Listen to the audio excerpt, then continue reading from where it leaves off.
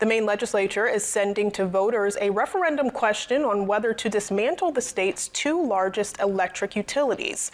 Supporters of the proposal to replace Central Maine Power and Versant Power with a nonprofit utility gathered enough petitions for a referendum vote, but the matter had to first be considered by lawmakers.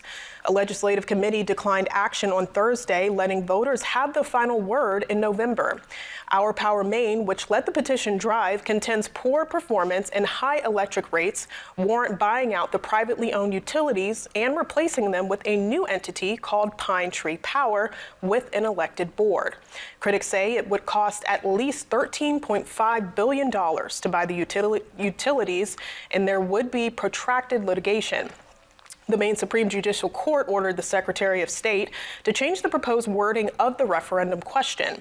It will now read, do you want to create a new power company governed by an elected board to acquire and operate existing for-profit electricity transmission and distribution facilities in Maine?